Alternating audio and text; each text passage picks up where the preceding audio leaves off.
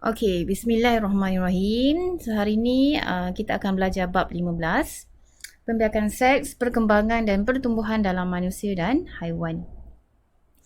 Okey, so kita tengok dulu 15.1, sistem pembiakan manusia. Okey, so kita akan belajar tentang sistem pembiakan lelaki dan perempuan. So kita akan tengok dulu sistem pembiakan perempuan. Okey, so ini adalah sistem pembiakan perempuan. Okay, so kalau awak nak tengok yang realnya, okay, yang ni yang realnya. Okay, so sebenarnya saiz ni tidaklah terlalu besar. Okay, saiz ni kecil je.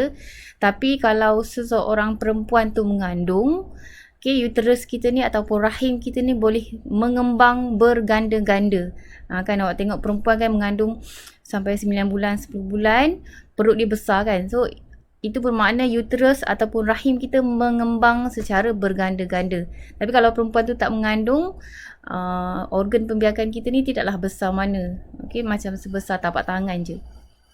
Okey, so kalau nak kenal, yang ini adalah apa? Yang ini adalah ovari kita. Okey, yang ini adalah ovari. Lepas tu yang tengah ni adalah kita punya uterus ataupun biasa kita panggil rahim lah kalau bahasa biasa. Okey, so yang menghubungkan antara ovari dengan uterus adalah apa? Okey, yang menghubungkan ovari dengan uterus adalah tiub falopio. Okey, tiub falopio. Yang ni sebenarnya awak dah belajar kan waktu awak form 1 lagi. Okey, so kita tengok yang ini balik. Okey, so kita tengok dulu bermula daripada faraj. Okey, kita tengok bermula daripada faraj. So faraj ni dilabelkan dekat bahagian sini. Okey, so itu bahagian faraj. Okey, so kita tengok apa fungsi dia. Faraj adalah saluran masuk sperma. Okey, so sperma laluan dia melalui faraj. Okey, dan laluan keluar head. So bila awak period, darah head awak tu pun keluar melalui faraj dan kelahiran anak. So nanti kalau dah besar, dah mengandung, bila nak melahirkan anak, anak pun keluar melalui faraj.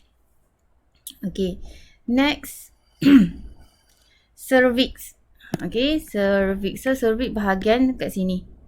Okey, cervix bahagian di sini. Cervix adalah cervix adalah bukaan sempit uterus yang merembeskan mukus. Okey. Untuk apa mukus tu? Supaya untuk membantu sperma berenang dengan mudah ke arah tiub falopio. Okey. So di sini, di sini cervix ni, di bahagian cervix. Cervix ni dia boleh merembeskan mukus. Okey, so mukus tu awak dah dengar kan perkataan mukus. So mukus ni ada juga dalam hidung kita. Okey, dalam hidung kita. So bila kita sesema, mukus tu nanti akan jadi hingus. Okey, so mukus tu dia macam bendali yang melekit-lekit. Okey, so dia adalah bendali yang melekit. So ini akan memudahkan kalau awak dah berkahwin dan ada sperma ataupun melakukan hubungan seks. Kalau ada sperma yang masuk melalui faraj, mukus ni akan membantu. Dia adalah cecair yang membantu untuk memudahkan sperma ni berenang. Kan sperma dah berenang untuk pergi ke tiub falopio dan berjumpa dengan ovum. Okey, itu cervix. Tugasnya untuk menghasilkan mukus. Okey, seterusnya adalah ovari. Okey, so ovari di bahagian di sini. Okey, ovari bahagian sini. So kita tengok fungsinya. Ovari untuk apa? Dia adalah organ pembiakan perempuan untuk menghasilkan ovum. Okey, dan hormon seks perempuan. Okey, ovum juga dipanggil gamet. Okey, gamet tu bermaksud sel pembiakan perempuan. Okey, gamet tu sel pembiakan perempuan. Okey, so tugasnya untuk menghasilkan ovum dan hormon seks perempuan iaitu estrogen dan progesteron. Okey, so tugasnya untuk menghasilkan ovum dan lagi satu hormon. Hormon apa? Estrogen dan Progesterone. So nanti kita akan belajar apa fungsi dua hormon ni. Next. Seterusnya tiub falopio. Tiub falopio yang mana yang bentuk saluran ni. Okey, yang bentuk tiub tu adalah tiub falopio. So dia adalah satu saluran berotot nipis. Okey, so ototnya nipis. Dinding dia tu otot nipis. Dan bahagian dinding dalamnya dilapisi oleh cilium. So cilium ni apa? Cilium ni sebenarnya bulu-bulu halus. Okey. So dekat dinding dia ada, okay, saya zoomkan. So dinding dia ada bulu-bulu halus. Okey, ada bulu-bulu halus yang dipanggil, okey, dia bulu ni di sepanjang tiub falopio lah. Okey, di sepanjang. So saya malas nak lukis sampai habis. Dia di sepanjang tiub falopio. So ini dipanggil cilium. Okey, bulu dipanggil cilium. So apa tugas cilium ni sebenarnya? Tugas cilium adalah tindakan cilium membantu usit sekunda ke uterus. Okey. So baru dengar perkataan usit sekunda. Apakah maksud usit sekunda? Usit sekunda ni adalah sebenarnya ovum yang tidak matang. Okey. Usit sekunda tu ovum yang tidak matang. Okey, bila awak form 1, masa awak form 1 awak belajar. Okey, saya padam dulu. Okay, masa awak form 1 awak belajar dalam ovari terbentuk ovum. Okey, yang saya warna biru ni ovum. Dan ovum akan keluar melalui ovari. Okey, waktu form 1 awak belajar ni dipanggil ovum. Tapi sebenarnya kita tak boleh panggil dia ovum lagi. Sebab dia yang keluar itu adalah ovum yang tidak matang lagi. Okey, so ovum yang tidak matang kita panggil usit sekunda. Okey, so bila dia akan jadi matang? Dia akan jadi matang apabila dia berjumpa dengan sperma.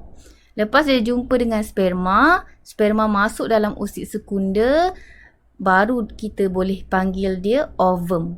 Okey, yang tu kita akan belajar nanti bab yang seterusnya. Okey, untuk sekarang ni kita tahu yang keluar daripada ovari kita panggil dia usit sekunda dahulu. Kita tak panggil dia ovum lagi. Okey, usit sekunda. Okey, so apa dikata tadi? Tindakan cilium membantu untuk menggerakkan usit sekunda ke uterus. Okey. So usit sekunda ni dia nak bergerak melalui tiub falopio. So macam mana cara usit sekunda ni bergerak? Dia ditolak oleh bulu-bulu halus ni. Okey. So bulu-bulu halus ni menolak usit sekunda pergi ke depan. Lepas tu bulu ni tolak lagi usit sekunda ni pergi ke depan. Tolak lagi usit sekunda pergi ke depan. Okey, dan akhirnya dia akan tolak pergi ke uterus. Okay, sebab apa? Usit sekunda ni dia bukan macam sperma. Kalau sperma dia ada ekor untuk membantu dia berenang ke depan. Okay, kalau usit sekunda ni dia tak ada ekor. So macam mana dia bergerak? Dia bergerak dengan cara bulu-bulu halus ataupun silia pada dinding tiub falopio tu yang menolak dia ke depan. Sebab nanti kalau ada sperma dia nak jumpa sperma. So dia akan cilium tu tolak-tolak ke depan sampai ke uterus. Okey, so lagi satu cara macam mana usit sekunda ni bergerak adalah dengan cara peristalsis. So awak pernah dengar kan perkataan peristalsis ni? Ingat lagi ke tak? Okey, yang ni tajuk nutrisi. Okey, tajuk nutrisi. Apakah itu peristalsis? Di mana? Okey, di mana ni esophagus. Esophagus. Okey, dekat esophagus kita, esophagus tu sebutan bahasa Inggeris. Okey, esophagus tu otot-otot pada dinding esophagus dia akan mengecut. Okey, bila dia mengecut, dia akan tolak makanan untuk turun ke bawah. Okey, so peristalsis ni adalah tindakan di mana otot mengecut dan mengendur. Okey, untuk menolak sesuatu ke depan. Okey, so peristalsis juga berlaku di tiub falopio untuk tolak usit sekunda tu pergi ke uterus.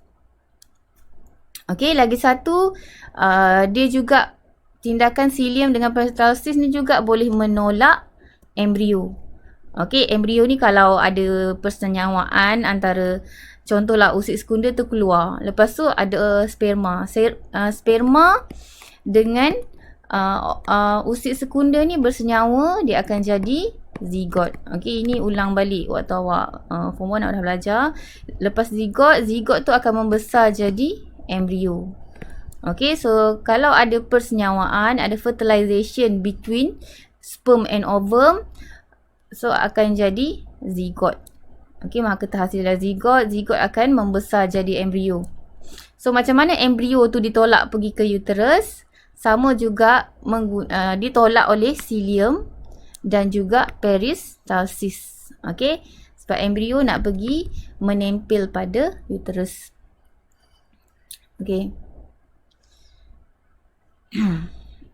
Okay, so dia nak tolak usit sekunda ni sampai ke uterus. Okay, so bahagian sini di bawah ini adalah uterus lah.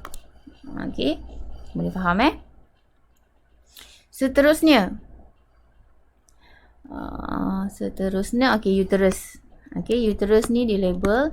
So bahagian sini adalah uterus. Okay, so apakah uterus? Ialah organ berdinding tebal serta berotot. So dindingnya ada otot dan tebal. Dinding uterus dilapisi oleh tisu endometrium, bermukus dan kaya dengan salur darah. Okay, so kalau kita tengok, saya padam. Okay, so dia ada dinding endometrium. Okay, pada uterus tu dia ada, okay, saya color biru saya color biru. Okay, itu adalah dinding endometrium. Okay, so di endometrium lah nanti embrio akan menempel. Embrio akan membesar dekat situ.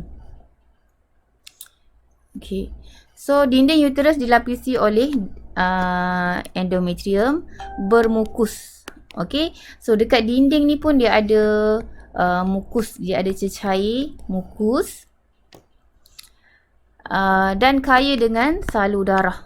Okay, so dekat endometrium ni dia mesti kaya dengan salur darah. Sebab nanti kalau ada embrio, macam mana ibu yang mengandung tu nak bagi nutrien dekat embrio tu dengan cara melalui salur darah lah. Melalui salur darah dia akan hantar oksigen, nutrien kepada baby melalui salur darah. Sebab tu dia mesti kaya dengan salur darah. Seterusnya embrio menempel pada endometrium. Okay, so kalau ada embrio dia akan menempel di endometrium. Okay, ni kan tadi saya lukis endometrium. So kalau ada embrio akan, ni embrio yang saya bulatkan. Okay, kalau ada embrio dia akan menempel pada endometrium. Okay, yang ni pun sama, nanti awak akan belajar untuk next topic dengan lebih detail tentang pembesaran bayi lah. Next, tisu endometrium yang tebal dan kaya dengan salur darah membekalkan nutrien dan oksigen kepada embrio. Okay, yang ni saya dah terangkan tadi. Salur darah untuk menyalurkan nutrien dan oksigen daripada mak kepada embrio. Okay, so dah habis untuk sistem pembiakan perempuan. Okey, sekejap, saya ada gambar. Okey, ni gambar di bawah mikroskop. Okey, so awak nampak tak? Yang ni. Yang ni dia macam bulu-bulu ni kan. Dia bulu-bulu yang mencacak ni. So inilah cilium. Okey, bulu-bulu ni menolak. Yang bulat ni adalah usid sekunder. So dia akan tolak lah. Usid sekunder pergi ke uterus. Okey, nampak kan? Okey, next. Dah habis sistem pembiakan perempuan. So kita tengok pula sistem pembiakan lelaki. Okey, nak mula daripada bawah lah. Okey, kita mula daripada bawah. Okey, zakar. So zakar adalah organ zakar adalah organ seks lelaki yang kaya dengan tisu lembut dan salur darah. Okey, so pada organ seks lelaki tu ada banyak tisu lembut dan juga salur darah. So zakar ni fungsi dia untuk memancutkan sperma ke dalam faraj perempuan semasa persetubuhan. Okey, so semasa lelaki dan perempuan ada hubungan seks, lelaki akan masukkan faraj dia lelaki akan masukkan zakar dia ke dalam faraj dan dia akan keluarkan ataupun pancutkan sperma masuk dalam faraj perempuan. Okey, next. Uretra. Okey, jap. Zakar tadi bahagian mana? Zakar tadi bahagian sini lah. Okey, zakar bahagian situ. Okey, next. Uretra. Uretra yang mana satu? Okey, saya lukiskan. Okey, uretra ni adalah saluran uretra. Okey, saluran uretra. Ini nampak tak? Saya color hijau lah. Okey, so ni adalah yang saya colorkan hijau tu adalah saluran uretra. Okey, yang hijau ni adalah saluran uretra. So saluran uretra tu untuk mengeluarkan sperma. Okey, keluarkan sperma dan air kencing. So sperma keluar melalui saluran tu. Okey. Ni sperma. Sperma keluar melalui saluran uretra dan air kencing pun keluar melalui saluran yang sama. Sebab awak tengok dia bersambung dengan this one. Okey, ini adalah pundi kencing. Okey.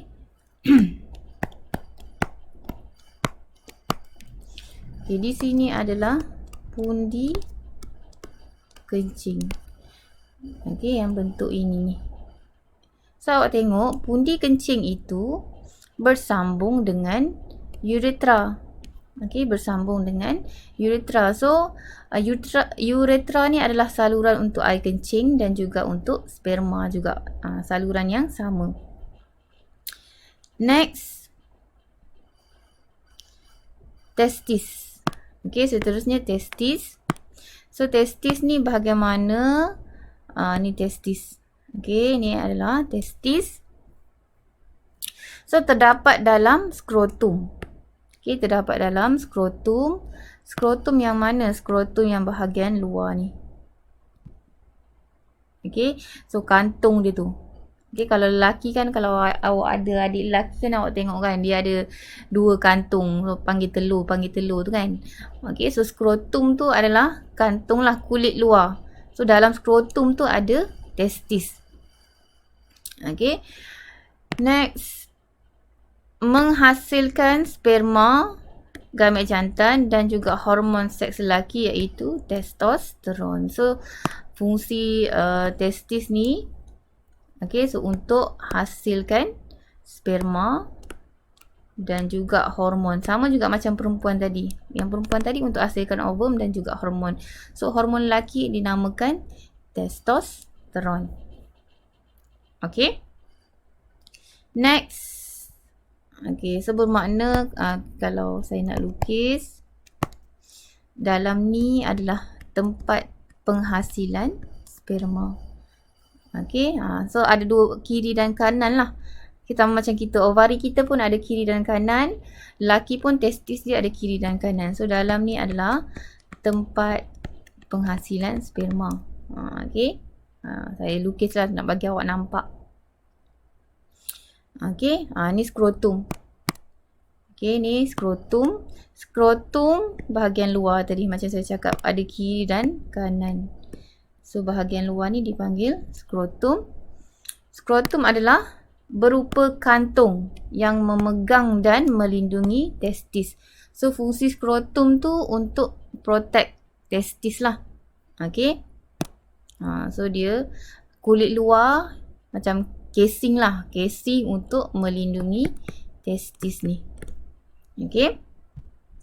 Next. Ductus sperma. Ductus sperma adalah fungsi dia, sperma disalurkan melalui ductus sperma. Ductus tu adalah perkataan bahasa Inggeris. Ductus tu bermakna saluran. Ductus sperma ni juga dipanggil vas deferens. Okey, nama lain untuk ductus sperma. So kalau awak tengok kat sini, okey, sperma dihasilkan dalam testis. Okey, so bila dihasilkan dalam testis, dia mesti ada saluran dia untuk testis tu keluar. Untuk sperma tu keluar. Okey, so sperma akan keluar. Saya ambil warna merah lah. Okey, so sperma akan keluar. Okey, nampak tak saya lukis? Melalui saluran yang warna purple ni, dia akan berenang. Okey, ni tak nampak warna merah. Okey. Ni, dia akan berenang melalui saluran warna purple ni. So saluran warna purple ni nama dia ductus sperma ataupun nama lainnya adalah vas deferens. Okey. Vas deferens. Okey. So awak nampak dia berenang pergi ke mana? Ni laluan dia.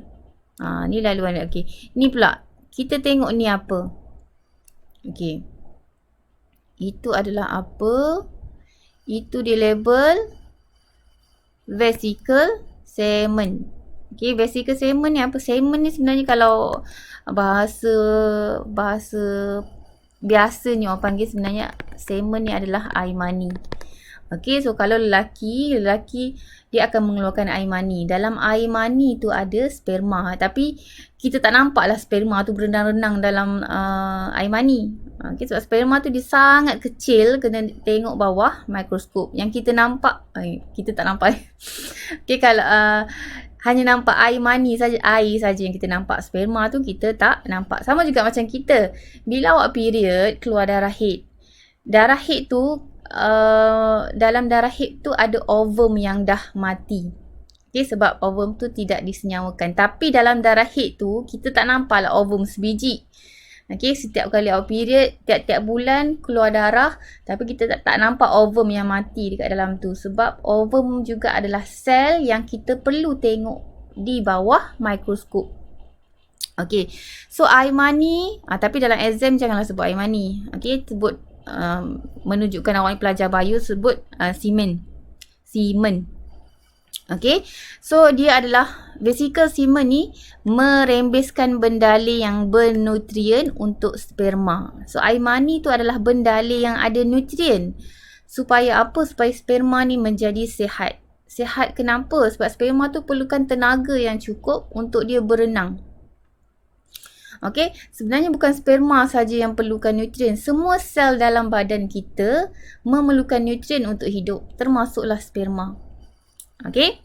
So air mani tu mengandungi nutrien. Semen tu mengandungi nutrien. Okey, so ada dua. Okey, yang lain tu saya padam. Okey. So vesicle semen ada dua, belah kiri dan juga belah kanan. So dua-dua ni adalah vesicle. Vesicle tu yang menghasilkan bendale semen. Okey. Seterusnya yang bulat tengah ni apa? Okey, yang bulat tengah ni. Okey, saya warnakan kuning. Okey, yang bulat tengah tu apa? Yang bulat tu namanya kelenjar prostat. Okey, kelenjar prostat sama juga fungsi dia, dia merembeskan bendalih yang membantu pergerakan sperma. So kelenjar prostat ni juga dia menghasilkan cecair. Sebab apa? Sperma ni perlu berenang. So bila berenang dia perlu berenang dalam sesuatu cecair. Okay, so kelenjar prostat juga menghasilkan cecair untuk bantu sperma tu berenang. Okay, so kalau awak tengok dia punya saluran, okay, sperma tadi saya lukis sampai dia berenang sampai sini. Okay, so seterusnya dia akan berenang lah. Terbalik pula saya lukis. Dia akan berenang. Okay, melalui, ni tadi apa? Saluran apa tadi ni? Okay, ni adalah saluran uretra. Okay, saluran untuk sperma dan juga saluran untuk air kencing. Dan dia terusnya akan keluar melalui zakar. Okay, so bila sperma ni keluar, kalau dia melakukan hubungan seks, sperma ni akan dipancutkan masuk ke dalam paraj.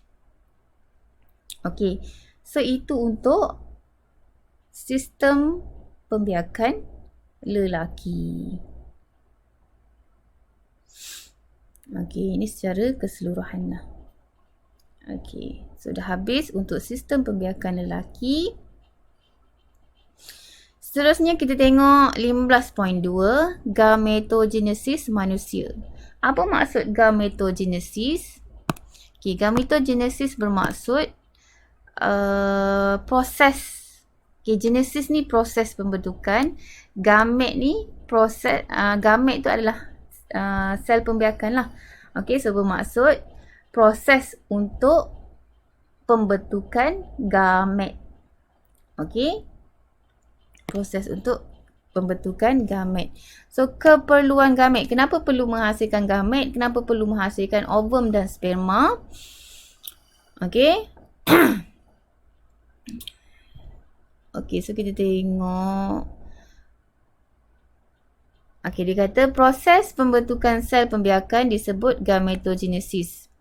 Proses ini berlaku di dalam gonad, iaitu testis bagi lelaki dan ovari bagi perempuan. Apa maksud gonad? Gonad ni adalah organ pembiakan manusia. So kalau untuk lelaki testis lah. Kalau untuk perempuan ovari. Okay, maksud gonad tu adalah organ pembiakan manusia. Okay, gametogenesis. Okay, saya dekatkan. Okay, gametogenesis menghasilkan gamet yang bersifat haploid. Yang ni dah belajar waktu sel, tentang pembahagian sel. Okay, so apa itu haploid? Sebab gametogenesis ni dia menggunakan proses meiosis. So meiosis akan menghasilkan sel yang haploid ataupun N. Apabila persenyawaan berlaku, nukleus sperma akan bercantum dengan nukleus ovum di tiub falopio dan membentuk zigot yang bersifat diploid. Okay, so kalau awak tak ingat, saya rewind balik. So proses gametogenesis ni menghasilkan sperma. Sperma ni bilangan kromosomnya adalah haploid. Haploid bermaksud dia ada separuh daripada bilangan kromosom daripada sel induk. Okey, bermakna dia ada 23. Ovum juga ada 23. Okey. So ovum maksudnya haploid. Okey. So bila ada persenyawaan, ada percantuman antara ovum dan sperma, ada fertilization between ovum and sperm. So dia akan menjadi zigot. Okay, so zigot kalau 23 tambah 23 jadi 46. So zigot ni ada 46 kromosom. So 46 kromosom itu adalah sel penuh, sel normal manusia. Okay, so bila ada kromosom penuh dipanggil diploid. Okay, ataupun 2N. Okay, kalau haploid ni N. Haploid half. Haploid half bermakna separuh daripada kromosom sel induk. Okay, sel induk tu parent cell. Okay, boleh faham tak? Okay, so pentinglah sperma dan ovum tu 23. Kalau sperma dengan ovum tidak 23, tidak separuh. Okay, sperma, contoh sperma ada 46. Ovum pun ada 46 kromosom. So nanti bila ada fertilization, nanti zigot tu akan ada berapa? Akan jadi 72 kromosom. Okay, tak boleh lah. Ni dah jadi mutant dah. Dah jadi mutant ninja turtle lah. Okay, so dia tak normal. Okay, so tak boleh hidup. So manusia kalau 72 tak boleh hidup lah. Okay, tak akan ada manusia yang ada 72 kromosom. Okay, seterusnya. Spermatogenesis. Okay, tadi apa? Tadi gametogenesis. Gametogenesis tu umum. Umum bermaksud proses pembentukan gamet. Tak kira lah lelaki ataupun perempuan. Dia umum. Tapi kalau spermatogenesis, dia khusus untuk lelaki sahaja. Okay, genesis tadi apa? Proses pembentukan sperma. Proses pembentukan sperma. Okay, ini khusus untuk lelaki. Okay, so untuk lelaki, kat mana proses berlakunya? So sekarang kita nak belajar kronologi. Macam mana sperma tu terhasil. Okay, macam mana sperma terhasil. Spermatogenesis ialah proses pembentukan sperma yang berlaku dalam tubul seminiferus. Okay, so kat mana sperma terhasil? Dalam tubul seminiferus. Okay, so tubul ni dekat mana? Dia dekat dalam testis. Okay, tadi awak dah belajar testis untuk menghasilkan sperma. Tapi kita nak pergi lagi spesifik lagi. Dekat dalam testis tu dekat mana? Dekat dalam tubul seminiferus. Okay. So ini adalah gambar menunjukkan keratan membujur testis. Okay, so ini kalau kita potong testis, kita akan nampak macam ni. Okay, so dalam tu ada tubul. Tubul ni macam saluran lah. Tubul kan tube, macam tube. Bahasa Inggerisnya tube. Okay, so tubul seminiferus ni yang label ni kan, dia labelkan. Okay, saya ambil warna hijau. So yang saya warnakan hijau tu. Okay, tu semua adalah tubul. Okay, tube. Dalam tube itulah tempat penghasilan sperma. Sel germa primordium akan mengalami pembahagian sel untuk menghasilkan sperma. Okay, sel germa primordium ni apa? Sel germa primordium ni adalah kita boleh kata sebagai sel induk lah. Okay, sel induk. Sel induk ni ataupun parent cell. Okay, so bermakna sperma tu terhasil asalnya adalah daripada sel induk yang dinamakan sel germa primordium. Seterusnya, sel setoli.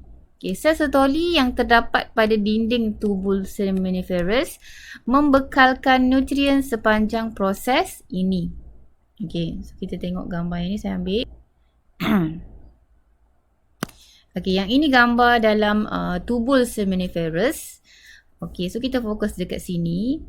Pada tubul seminiferus ni ada sel setoli. Okay, sel setoli ni yang ini. So yang sel germa primordium tadi, yang ini. So sel yang ni dilabelkan sel germinal diploid. Tapi awak tak payah ikut yang ni sebab yang ni saya ambil gambar daripada Google. So awak ikut nama dalam buku teks awak, iaitu namanya sel germa primordium. Okay, so di sel germa primordium ni ada sel setoli. Okay, sel setoli ni dia menghasilkan apa? Dia menghasilkan nutrien. Okay, so nutrien sepanjang proses spermatogenesis ni berlaku. So sel setoli tu awak ingatlah function dia. Okay, kalau dalam exam kalau ditanya apakah fungsi sel setoli, untuk menghasilkan nutrien sepanjang proses gametogenesis. Okay, Sperma diangkut daripada tubul seminiferus ke epididymis dan disalurkan keluar melalui ductus sperma ataupun dipanggil vas deferens. Okey, so awak tengok kat sini. Okey, so saya dah cerita tadi sperma akan dihasilkan dalam tubul seminiferus. So lepas sperma tu dihasilkan dalam tubul seminiferus, mestilah sperma tu akan keluar daripada tubul seminiferus. So saya lukis contoh, saya lukis besar. So contoh sperma dihasilkan dekat dalam tubul seminiferus. Kita tak nampak pula. Saya lukis kat sini lah. Kalau sperma tu dihasilkan dalam tubul seminiferus, so mesti dia akan keluar. So dia akan keluar melalui epididymis. Okay, so epididymis ni juga adalah saluran. Okay, saluran yang mana? Yang warna coklat pekat tu. Okay, so ni semua adalah saluran epididymis. Okay, so selepas sperma dihasilkan di tubul seminiferus, dia akan keluar melalui saluran epididymis. Lepas tu dia akan keluar pula melalui saluran ductus sperma. Okay, ductus sperma atau dinamakan vas deferens. Okay, itu semua cuma nama saluran lah. Mula-mula dia akan keluar melalui epididymis dan dia akan keluar melalui ductus sperma ataupun dipanggil vas deferens. Okay, dia akan keluar sampai ke atas tadilah yang saluran yang saya cerita tadi. Okay, so kita tengok yang bawah. Okay, so kita tengok proses spermatogenesis yang lebih detail.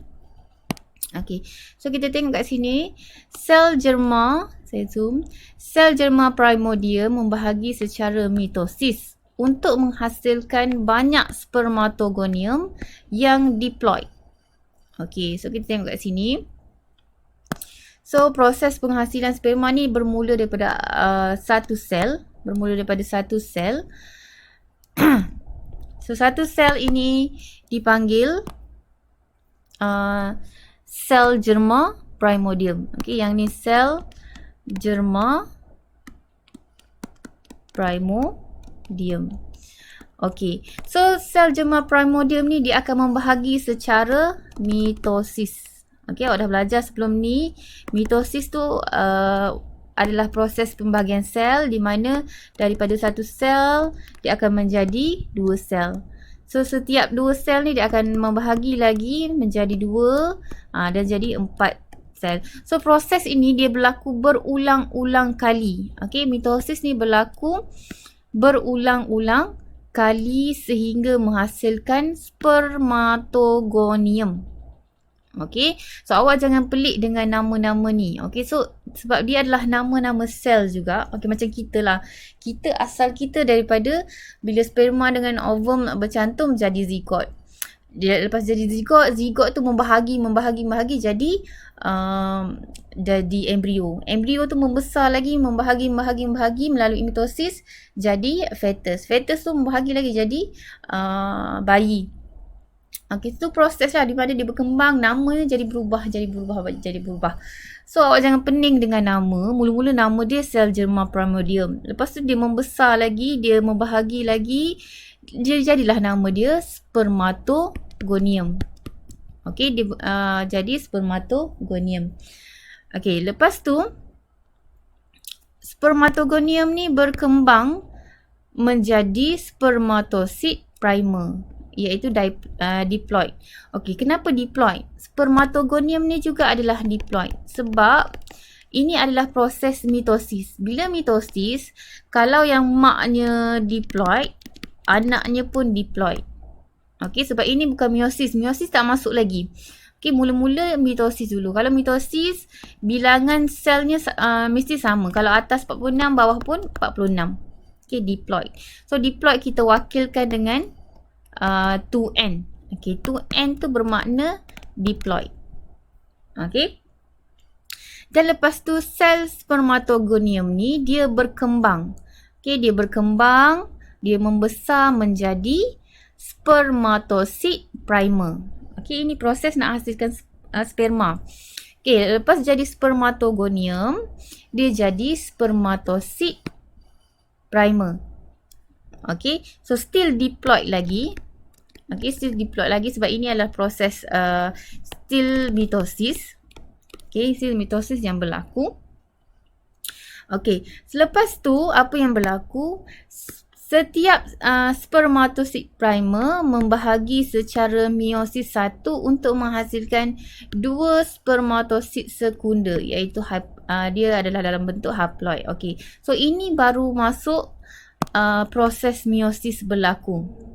So apabila proses meiosis berlaku, dia akan okay, tengok spermatosid primer dia akan jadi apa? Spermatosid sekunder. Okay, so bila dia membahagi, namanya dah jadi lain. Okay, nama dia adalah spermatosid sekunder. Dan spermatosid sekunder ini adalah haploid. Okay, sebab apa haploid? Sebab haploid ataupun kita letak simbol N. Okay, ni simbol N. Sebab apa haploid? Sebab ini adalah proses meiosis. Okay, bermakna kalau kat sini 46 kromosom, kat sini dah 23 kromosom. Ini pun 23 kromosom dalam nukleus. Okay, so lepas tu apa yang berlaku? Setiap spermatosid sekunder membahagi secara meiosis 2 untuk menghasilkan 2 spermatid yang haploid.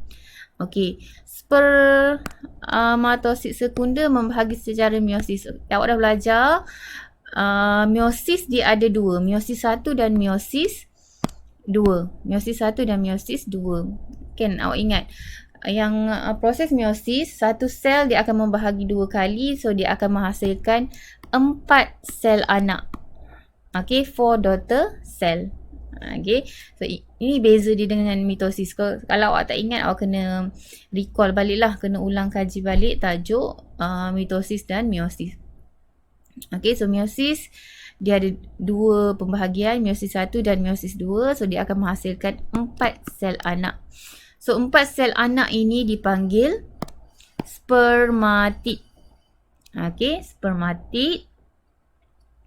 Okay, spermatid ini akan melalui proses pembezaan ataupun kita boleh panggil dia proses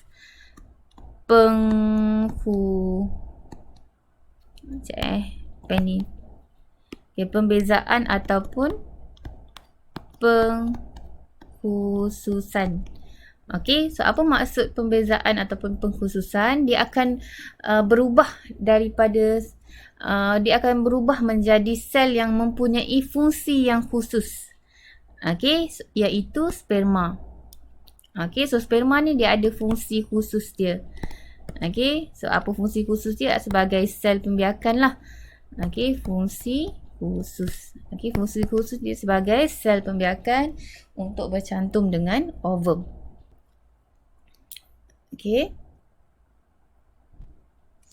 Boleh faham ya, maksud pembezaan adalah dia berubah daripada satu sel menjadi satu sel yang mempunyai fungsi yang khusus. Sebab tu nama dia juga adalah pengkhususan. Okay, untuk menjadi sel yang mempunyai fungsi khusus. Okay. So, sama juga yang ni dia labelkan N sebab semuanya ada 20 semuanya dalam kepala dia ada nukleus, dan dalam nukleus dalam setiap kepalanya semuanya ada 23 kromosom. Yang ni pun 23 kromosom, 23 kromosom, 23 kromosom sebab semuanya adalah N.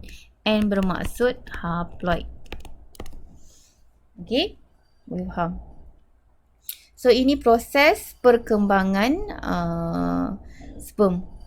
Boleh so awak jangan pening lah, awak just hafal je nama dia macam awak hafal daripada zigot pergi embrio, jadi embrio, daripada embrio pergi ke fetus. Awak just hafal je nama dia. Okey, saya ulang balik. So, saya ulang balik. Dia punya nama awak kena ingat, dia bermula daripada sel germa primordium. Lepas tu sel germa primordium ni dia melakukan proses mitosis berulang kali untuk menghasilkan spermatogonium. Okey, so lepas dah jadi spermatogonium, dia melakukan proses mitosis lagi, dia akan membesar dan berkembang menjadi spermatosid primer. Okey, lepas dia dah jadi spermatosid primer, dia akan menjalankan proses meiosis 1. Okey, so bila dah masuk meiosis, dia akan menghasilkan spermatosid sekunder yang haploid. So awak tengok dia punya label adalah N. N ni bermaksud haploid. So awak ingat bila dah masuk perkataan pembahagian melalui meiosis, mesti dia akan jadi haploid. Dan meiosis dia ada dua pembahagian. Lepas meiosis 1, meiosis 2. Okey, so meiosis 2 dia akan menghasilkan 4 sel anak yang haploid. So sel anak ini dipanggil spermatid. Okey, lepas dah jadi spermatid ni akan melalui proses pembezaan. Apa maksud pembezaan? Di mana sel spermatid ni dia akan berkembang dan berubah menjadi sperma. Dan sperma ni akan ada fungsi yang khusus dia, iaitu sebagai sel pembiakan lelaki untuk pembiakan. Okey, untuk bercantum dengan ovum dan boleh menghasilkan zigot. So yang ni adalah gambar yang saya Google. Okey, ni sama je sebenarnya. Okey. Cuma di dalam bentuk gambar yang agak lain sikit. Okay, so ini proses dalam tubul seminiferous. Okay, so last sekali akan terhasillah sperma dekat bawah ni. Okay, kita teruskan oogenesis. Okay, apa maksud oogenesis? Oogenesis ialah proses pembentukan usid sekunder atau gamet betina. So, sama juga macam lelaki. Kalau lelaki, spermatogenesis. Genesis tu bermaksud proses pembentukan. Sperma, proses pembentukan sperma. Kalau oogenesis, proses pembentukan. U ni merujuk kepada usid sekunder. Okey, proses ini berlaku di dalam ovari. Okey, kalau lelaki, proses tu berlaku dalam testis. Dalam tubul seminiferous. Okey, kalau perempuan dalam ovari. Berbeza daripada spermatogenesis, oogenesis bermula dalam ovari seorang perempuan sebelum dilahirkan. So, awak tengok kat sini, sebelum dilahirkan. Maksudnya, oogenesis ni bermula semasa kita dalam perut mak kita lagi. Okay, semasa mak kita mengandungkan kita, bila kita di peringkat fetus, kita dah start buat proses oogenesis. Berbeza dengan lelaki, kalau lelaki akan buat sperma apabila lelaki akan buat sperma selepas dia akil balik. Okay, so bila lelaki akil balik, dalam tingkatan 1, tingkatan 2, lelaki dah akil balik kan. So, bila dia dah akil balik, baru dia start buat sperma. Baru dia start buat proses spermatogenesis. Kalau perempuan, kita tak tunggu akil balik. Okay, waktu kita dalam perut mak kita, kita dah buat dah proses oogenesis. Tapi proses tu tak lengkap lah. Dia taklah sampai kita menghasilkan usid sekunder. Proses tu tidak lengkap. Cuma dia start semasa kita dalam peringkat fetus. Okey, so kita tengok. Sebelum dilahirkan, apa yang berlaku? Sel germa primordium menjalani pembahagian mitosis berulang kali bagi menghasilkan oogonium yang diploid. Okey, yang ni sama je macam yang lelaki tadi. Yang lelaki. Okey, so bermula daripada sel germa primordium. Okey, sel germa ni adalah sel induk ataupun parent cell. Okey, so dia akan mengalami mitosis banyak kali dan menghasilkan oogonium. Okey. Lepas tu, oogonium akan berkembang menjadi usid primer. Okey, saya zoom in. Menjadi usid primer yang diselaputi oleh follicle primer. Okey, so kita tengok sini. Okey. Kelahiran bermakna selepas kita dilahirkan. Okay, selepas kita dilahirkan, perempuan dilahirkan. So, kita dah ada usid primer. Okey, usid primer dalam ovari. Tengok kat sini, kelahiran. Okey, bermakna apabila seorang bayi perempuan dilahirkan, dalam ovari bayi perempuan tu dah ada berjuta-juta usid primer. Okey, saya zoom in kan sikit. Okey, so awak tengok sini, peringkat bayi dan kanak-kanak. Okey, dalam ovari bayi perempuan ataupun baby perempuan dah ada berjuta-juta usid primer. Okey. Dan usid primer ini dia diselaputi oleh follicle primer. So ini dia ditulis follicle primer. Okey, so kalau awak tak nampak, saya pergi dekat gambar ni. Okey, saya beralih kepada gambar ni lah. Okey. Okay, so awak tengok kat sini dia label follicle primer. Okay, so dalam follicle primer ni ada usid primer. Okay, ni gambar dalam ovari. Okay, yang besar ni adalah gambar dalam ovari. Okay, so macam saya kata tadi, selepas baby dilahirkan, baby perempuan dilahirkan, kita dah ada berjuta-juta usid primer. Tapi dalam ni dia tak adalah lukis berjuta-juta. Okay, kalau nak lukis berjuta-juta, penuh lah gambar ni. Okay, so usid primer ni diselaputi oleh follicle primer. Okay, follicle primer ni apa? Okay, dia macam telur ayam. Okay, ni telur ayam. So, cangkerang telur tu, ataupun kulit telur yang luar tu ibarat follicle primer. Okay, so telur yang dekat dalam tu ibarat usid primer. Okay lah, itulah analogi saya nak bagi awak boleh nampak sikit. Okay, lepas tu, okay, so usid primer ni, okay, saya ada bagi contoh lah contoh Nurina, saya ambil nama Nurina. Okay, so lepas Nurina dilahirkan, waktu Nurina baby, dalam ovari Nurina dah ada berjuta-juta usid primer. Okay, so usid primer ni dia menjalankan proses meiosis. Okay, tetapi proses meiosis dia terhenti pada profasa 1.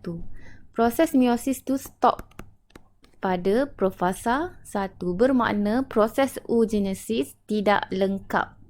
Sebab proses meiosis 1 dia terhenti pada profasa 1. Bermakna dia tak sambung metafasa 1, dia tak sambung anafasa 1 dan tak sambung telofasa 1. Okay, so bila bermakna proses meiosis ataupun proses oogenesis berhenti pada profasa 1. Okey, dan usid primer ni akan kekal pada profasa 1 sehinggalah seorang perempuan tu akil balik. Okey, apa maksudnya? Okey, tadi saya ambil contoh Nurina kan. Okey, so bila contoh Nurina dah darjah 1, dah besar dah darjah 1. Tapi Nurina tak akil balik lagi, tak period kali pertama lagi. So dalam ovari Nurina ada usid primer yang kekal pada peringkat profasa 1. Tetapi apabila contoh Nurina dah darjah 6, Nurina dah akil balik. Barulah proses oogenesis tu akan bersambung semula. Okey, bermakna proses oogenesis tu akan sambung balik profasa 1, lepas tu dia pergi metafasa 1, lepas tu dia pergi anafasa 1 sehinggalah telofasa 1. Okey, bermakna bila perempuan tu dah akil balik, dia akan habiskan proses meiosis 1. So usid primer, okey saya lukis ni usid primer. So bila dah habis telofasa 1, dia akan membahagi menjadi usid sekunder dan juga jasad kutub. Tetapi jasad kutub ni dia tak ada fungsi dalam pembiakan. So lama-lama dia akan merosot dan sel tu akan mati. Okey. sel tu akan mati. So yang ni kita tak payah kisah sangat sebab jasad kutub tu dia tak ada fungsi pun dalam pembiakan dan dia akan merosot dan mati. Okey, yang kita kisahkan adalah usid sekunder. Okey, so bila Nurina dah akil balik, barulah akan terhasilnya usid sekunder. Okey, so usid sekunder saya labelkan usid sekunder. Okey, ni usid sekunder. So usid sekunder dia akan diselaputi oleh folikel sekunder. Okey, so senang je awak nak ingat. Kalau usid primer dia duduk dalam folikel primer. Kalau usid sekunder dia akan duduk dalam folikel sekunder. Okey, so usid primer dah berkembang jadi usid sekunder. Dan lepas tu apa yang berlaku? Okey, yang ni awak betulkan dalam buku teks awak. Yang ni bukan primer, yang ni usid sekunder. So usid sekunder ni dia akan teruskan buat meiosis 2. So awak dah belajar waktu awak waktu chapter pembahagian sel, awak dah belajar meiosis dia ada 2, meiosis 1 dan meiosis 2. So usid sekunder ni dia akan buat proses meiosis 2, tapi proses tu sama juga akan terhenti pada metafasa 2. Proses tu terhenti pada metafasa 2. So proses oogenesis lagi sekali dia tidak lengkap. Sebab tu kita panggil usid sekunder ni adalah ovum yang tidak matang. Kenapa tidak matang? Sebab proses meiosis 2 dia tidak lengkap. Dia tak habis.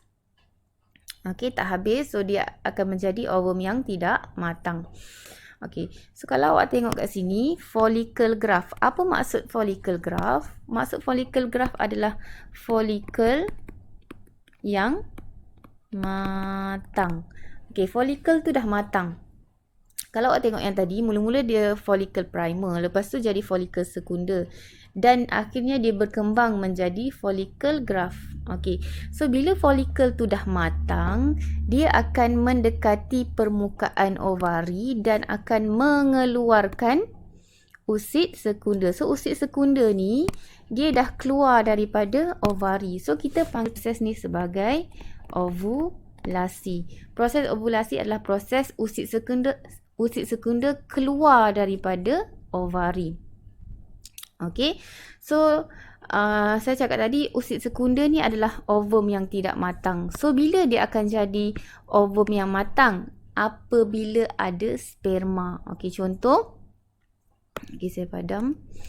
Okey, so ini adalah usid sekunder.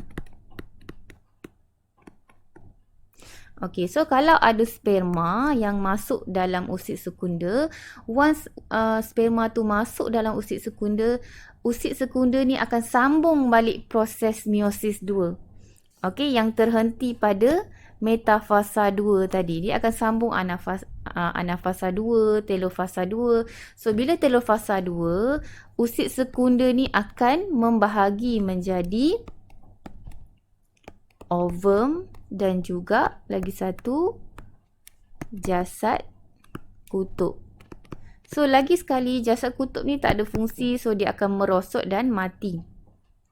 Okey, dan usid sekunder tadi bila dah habis telofasa 2, dah habis meiosis 2, barulah dia dipanggil ovum, barulah dia matang dan dipanggil ovum. Okey, boleh. Next, lepas tu, apa yang berlaku kepada follicle graph? Okay, apa yang berlaku kepada follicle graph? Follicle graph ni follicle yang matang di kulit luar dia ni. Okay, apa yang berlaku kepada follicle graph? Bila dia dah keluarkan usid sekunder, so dia akan, follicle tu akan musnah lah. Okay, so follicle yang dah keluarkan usid sekunder tadi kita akan panggil corpus luteum. Okey, so bila dah keluarkan usid sekunder, follicle tu kita panggil corpus luteum. Okey, so boleh Okey, so lagi sekali saya akan terangkan dalam bentuk yang ini pula. Okey, dalam bentuk rajah macam ni. Okey, so saya ulang supaya awak lebih faham.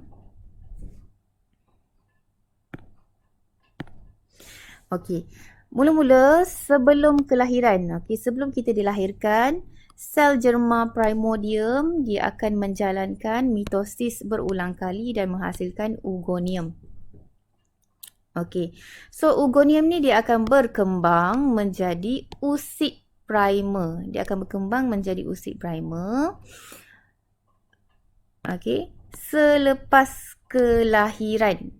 Okey, so bila seorang perempuan dilahirkan, dalam peringkat bayi dan kanak-kanak, bayi perempuan tu dah ada berjuta-juta usid primer. Dan usid primer ni dia diselaputi oleh follicle primer. Okey, usid primer diselaputi oleh follicle primer. Dan lepas tu, okey, usid primer ni dia menjalankan proses meiosis, tetapi proses meiosis dia tidak lengkap. Proses meiosis dia terhenti pada profasa 1. Okey, so bila proses tu akan bersambung, bila dia akan bersambung untuk metafasa 1, anafasa 1, telofasa 1, apabila seorang perempuan tu akil baligh. Kalau perempuan biasanya darjah 6 baru akil baligh. So bila perempuan tu dah darjah 6, tapi ada orang yang lambat kan, tapi yang selalunya macam saya pun darjah 6. Okey, contoh macam saya, bila saya dah darjah 6, dah akil baligh, barulah proses meiosis 1 tu dilengkapkan. Barulah disambung sampai telofasa 1. So barulah usid primer tadi berkembang menjadi usid sekunder, dan lagi satu dia membahagi menjadi jasad kutub yang pertama. Tetapi disebabkan dia tidak ada fungsi, so dia akan menjalankan meiosis 2 sampai habis. Dan jasad kutub tu akan merosot. Okey, so daripada 1 dia akan menghasilkan 2 lah. Okey, 2, dan jasad kutub ni tak ada fungsi dan dia akan merosot. Seterusnya kita tengok. Okey, so dia dah jadi usid sekunder. Usid sekunder ni dia akan diselaputi oleh follicle sekunder. Okey, follicle sekunder tu dia akan berkembang menjadi follicle yang matang yang dipanggil follicle graft. Okey, follicle graft. Follicle graft ni adalah follicle yang matang.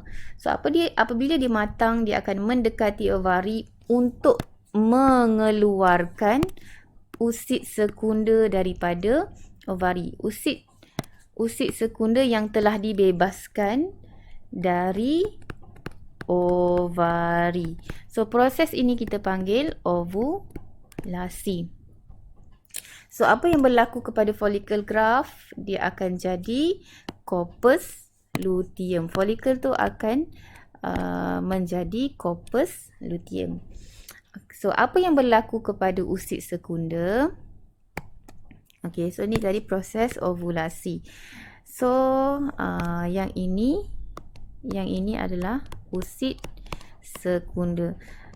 Usid sekunder ni pun dia buat proses meiosis, tetapi proses meiosis 2 dia tidak lengkap. Dia terhenti pada metafasa 2. Bila usid sekunder ni akan jadi matang? Apabila dia melengkapkan proses meiosis 2.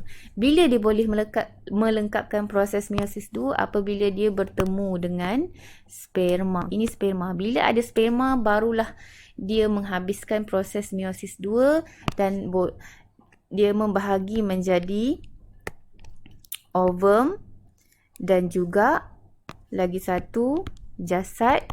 Yang ni, lagi satu jasad kutub. Okey, menjadi jasad kutub. So macam saya cakap tadi, jasad kutub ni dia tak ada fungsi, sama juga dia akan merosot dan akan mati. Okey. So kita tengok okey, apa yang berlaku kepada corpus luteum? Okey, kita tengok apa yang berlaku. Jika berlaku persenyawaan, bermakna kalau ada sperma dan ada persenyawaan, corpus luteum terus berkembang dan merembeskan estrogen dan progesteron. Okey, corpus luteum ni dia boleh merembeskan progesteron dan estrogen kalau ada persenyawaan. Tetapi kalau tak ada persenyawaan, jika tiada persenyawaan, maksudnya kalau tak ada sperma, kalau belum kahwin, tak ada sperma, tak ada persenyawaan, apa yang berlaku kepada corpus luteum? Corpus luteum dan usid sekunda merosot lalu disingkirkan bersama head. Okey, bermakna bila seorang perempuan tu period setiap bulan, dalam darah head tu ada corpus luteum. Okey, dalam darah head tu ada corpus luteum dan juga usid sekunda. Okey. Tapi kita tak nampaklah dalam darah head tu ada corpus luteum dan usid sekunda sebab dia adalah sel yang kecil. Okey, so usid sekunda yang tidak disenyawakan tu akan keluar bersama darah period.